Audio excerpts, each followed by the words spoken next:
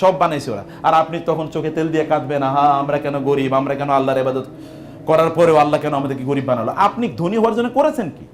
কিছুই তো করেন নাই, কিছুই তো করেন নাই।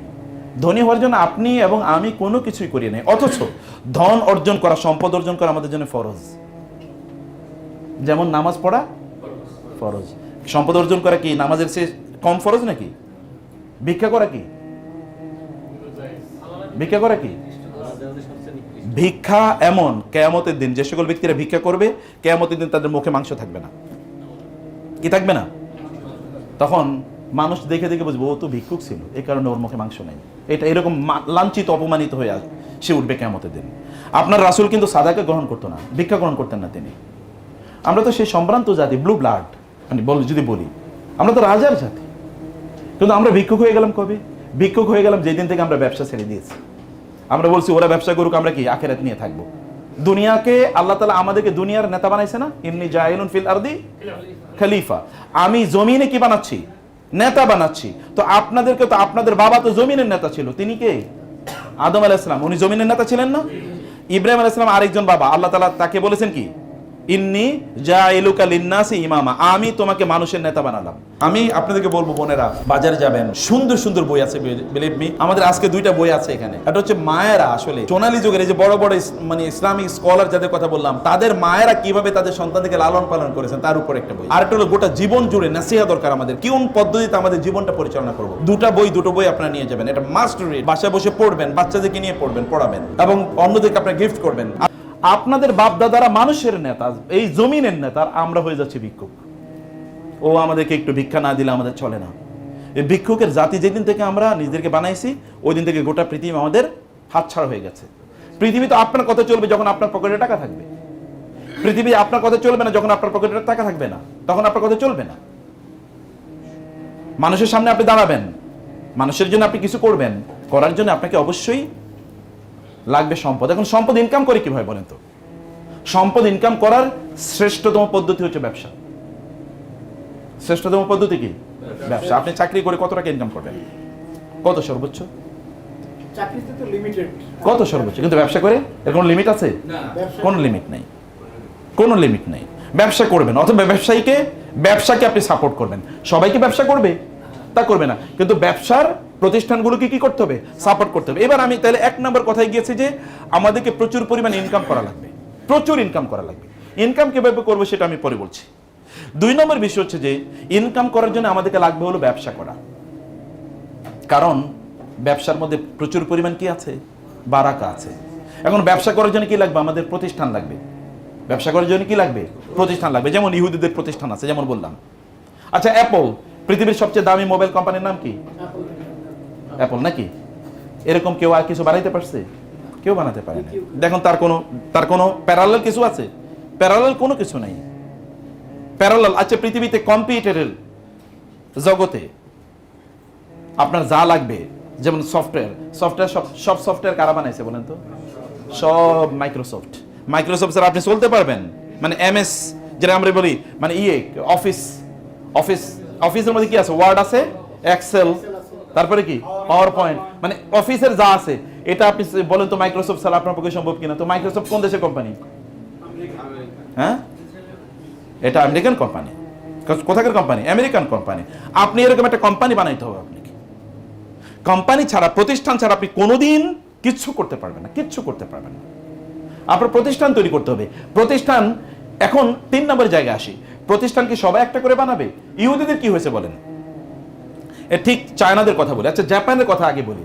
জাপানে আপনারা জানেন 1945 সালে আমেরিকা কি করলো? কোন এক সকালে 7টা বাজে হিরোশিমাতে অ্যাটম বোম মারলো। অ্যাটম বোম বানার মুহূর্তের মধ্যে, মিনিটের মধ্যে সেখানকার 70 থেকে 80 হাজার লোক তারা তুলার মানে বালির মতো তারা উড়ে গেল। এই যে শরীরের অঙ্গ প্রত্যঙ্গগুলো, এগুলো সব বালি হয়ে গেছে, পাউডার এরকম উড়ে গেছে। এরপরে 2-3 দিন পরে আবার নাগাসাকিতে তারা কি করলো? অ্যাটম বোম করলো। এর কয়েকদিন পরে, 3-4 দিন পরে, এরপরে জাপানিজরা তারা আত্মসমর্পণ করতে বাধ্য হয়েছে। তারা দেখছে আর বাঁচতে পারছে না কোনোভাবে। জাপান একটা কি ধ্বংসস্তূপে পরিণত হয়েছে। সেই জাপানের বর্তমান অবস্থা কি বলেন? এটা আমি 1945-এর কথা বলছি। বাংলাদেশ স্বাধীন হয়েছে কবে জানেন আপনারা? কে বলছে?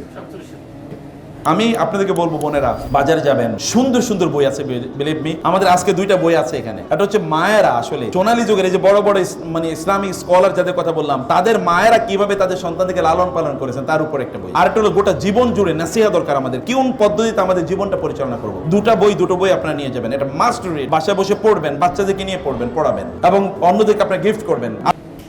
এটা তো দ্বিতীয় স্বাধীনতা। 1 নম্বর স্বাধীনতা কবে? 1947। 1 নম্বর স্বাধীনতা কবে? 1947। এই অঞ্চল তো 1947, এটা তখন নাম ছিল ইস্ট পাকিস্তান, এতটুকুই তো। অতএব এটা তো ইন্ডিপেন্ডেন্ট, তখন আলাদা। 1947 আর 1945। 1947-এর পরে আমরা কোথায় আর জাপান কোথায় বলেন? 1947 কি আমাদের যুদ্ধ বিধ্বস্ত দেশ? কিচ্ছুই তো হয় না, যুদ্ধ তো এখানে হয়ই নাই, কারণ আমরা তো আলাদা দেশ পেয়ে গেছি। এর কোনো যুদ্ধ 1971 যুদ্ধ হয়েছে, তাও তো এত কোনো বড় কোনো কিছু ডিজাস্টার ঘটে নাই। জাপানে সব ধ্বংস, কিছুই নাই। তাহলে জাপান তৈরি হলো কিভাবে?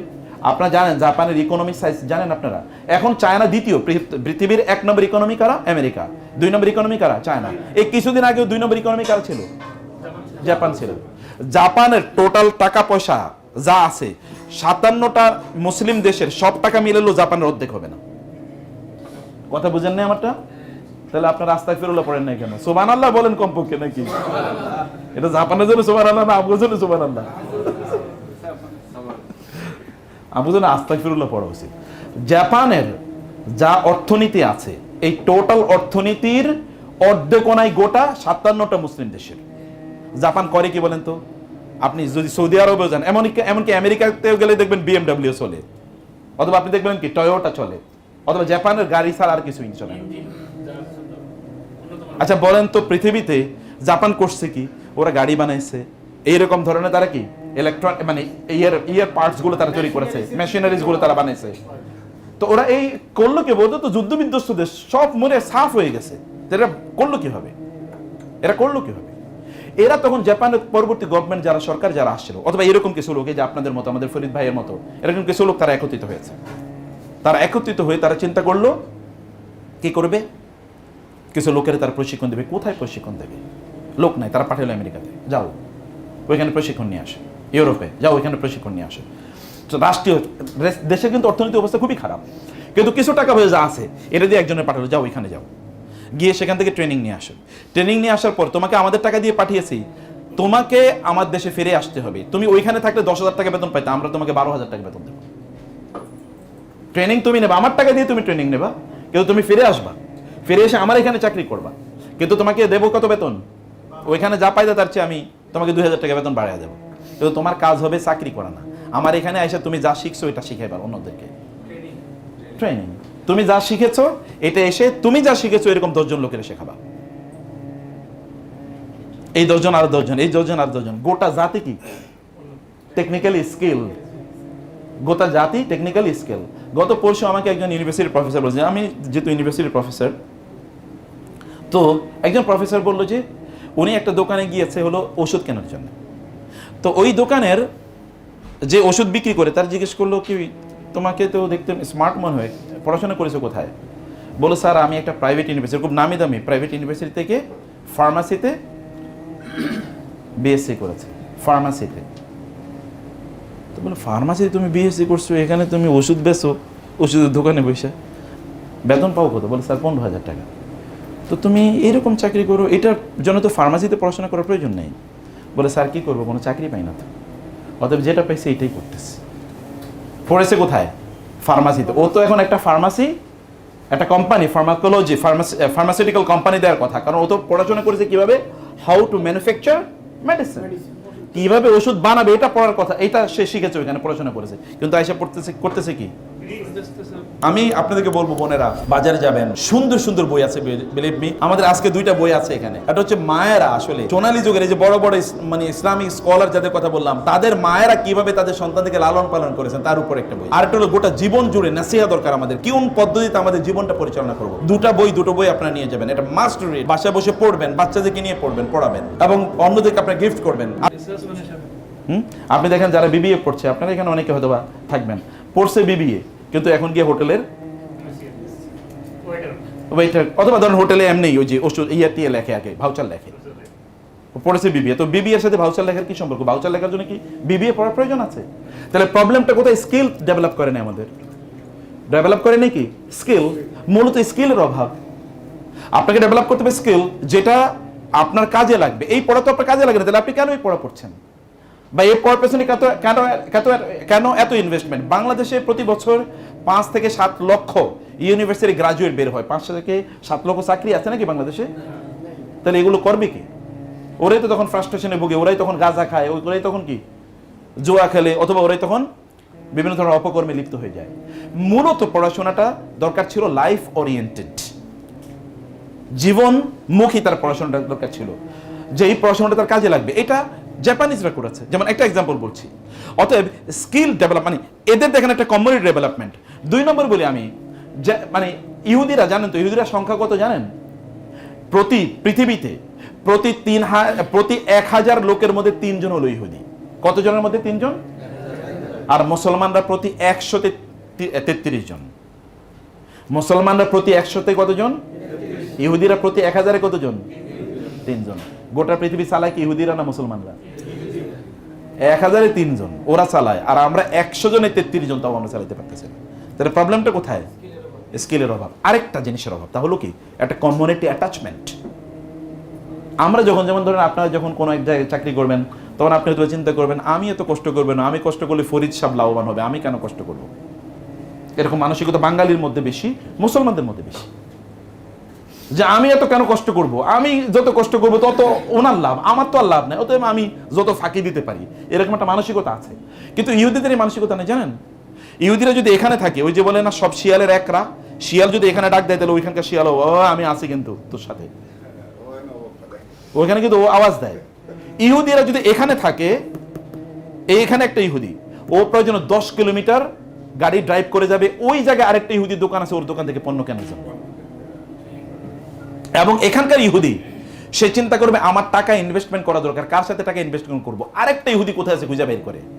আর আমরা মুসলমানরা আমরা কি করি বলেন? হ্যাঁ, আমরা তখন ওনার কিভাবে, উনি মুসলমান, ওনার কিভাবে ক্ষতি হবে, উনি কিভাবে ডাউন হবে, উনি উঠে যাচ্ছে, এটা হচ্ছে বানরের জাতির মতো। বানরের অবস্থা, আপনার একটা গল্প বানরের বলি। বানরের গল্পটা হলো কি, এক জায়গায় বানর কিন্তু কলা খুব পছন্দ করে, তো এক জায়গায় বানরের কলা খাওয়ানোর জন্য কতগুলো বানর, 10টা বানর একটা জায়গায় একসাথে রাখা হলো একটা রুমে, এটা গবেষণা করবে বানরের চরিত্রকে।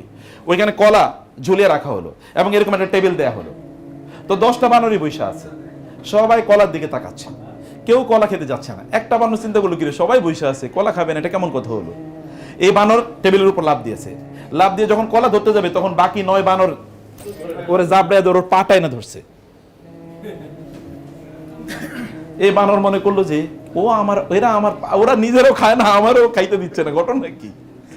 এই বানর মনে করলো মনে হয় আমি ওদেরকে কোনোভাবে ডিস্টার্ব করছি, কারণ ওরা আমার উপর খুব বিরক্ত, আমার খেতে দিচ্ছে না। ও গিয়ে বসে আছে। পাশের বানর মনে করলো ও মনে হয় একটু দুষ্ট টাইপের, আমি তো ভালো, আমি তো আর কারো ক্ষতি করি নাই, আমি এবার কলা খাইতে যাই। সে এবার লাফে উঠছে কলা খাওয়ার জন্য।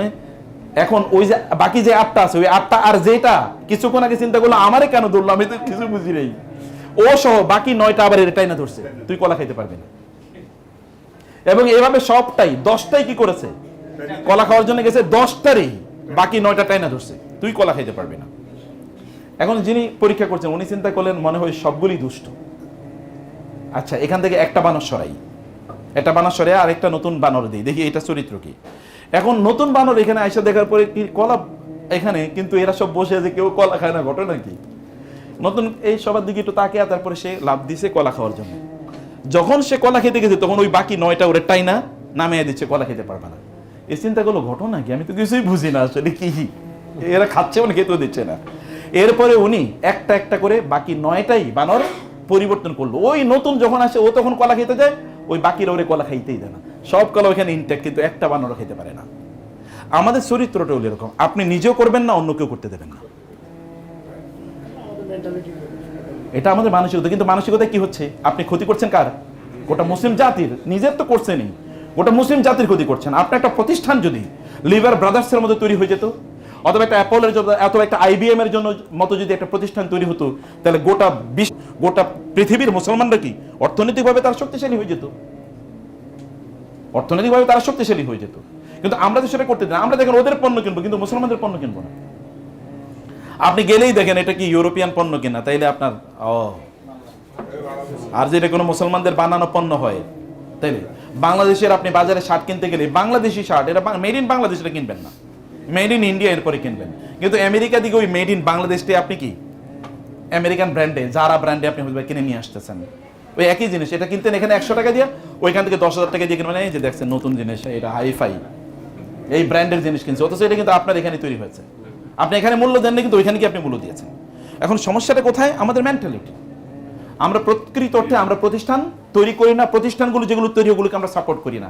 আমি ইহুদিদের কথা বললাম, চাইনিজদের ঘটনা কি আপনারা বলেন তো? আচ্ছা, চাইনিজরা কেন গোটা পৃথিবী এখন অর্থনৈতিক দিক থেকে তারা নিয়ন্ত্রণ করে? যদিও চাইনিজ জিনিসের মান, সব জিনিসের মান এক সমান না, তারা কিছু কিছু জিনিস তৈরি করে যেগুলো আমেরিকান স্ট্যান্ডার্ডের।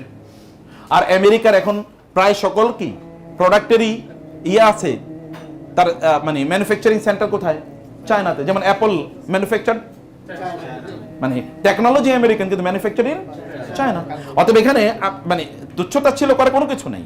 আপনি জানেন 1988 আমেরিকার বেইজিংয়ে, মানে সরি চায়নার বেইজিংয়ে, 1988-এ চায়নার বেইজিংয়ে এরকম বেশি গাড়ি টাড়ি দেখা যেত না। প্রাইভেট কার হতে পারে 2-4, কদাচিৎ 2-4, 5টা 10টা এরকম দেখা যেত। তখনও ঢাকা শহরে প্রাইভেট কারের জ্যাম লাগে। যখন ওদের কি নাই, গাড়ি নাই, তখনও এখানে জ্যাম লাগে। আর এখন প্রতিদিন চায়নাতে মফস্বল মানে গ্রামগুলোতে যেই পরিমাণ বিল্ডিং তৈরি হয়, এই সব পরিমাণ বিল্ডিং যদি একত্রিত করা হয় তাহলে কয়েকটা ঢাকা সিটির সমান হবে। আমি আপনাদেরকে বলবো, বোনেরা বাজারে যাবেন, সুন্দর সুন্দর বই আছে, বিলিভ মি। আমাদের আজকে 2টা বই আছে এখানে। এটা হচ্ছে মায়েরা আসলে সোনালী যুগের এই যে বড় বড় মানে ইসলামিক স্কলার যাদের কথা বললাম, তাদের মায়েরা কিভাবে তাদের সন্তানদেরকে লালন পালন করেছেন তার উপর একটা বই। আর একটা হলো গোটা জীবন জুড়ে নাসিহা দরকার আমাদের, কোন পদ্ধতিতে আমাদের জীবনটা পরিচালনা করবো। দুটো বই আপনারা নিয়ে যাবেন, এটা মাস্ট রিড। বাসায় বসে পড়বেন, বাচ্চাদেরকে নিয়ে পড়বেন, পড়াবেন এবং অন্যদেরকে আপনারা গিফট করবেন।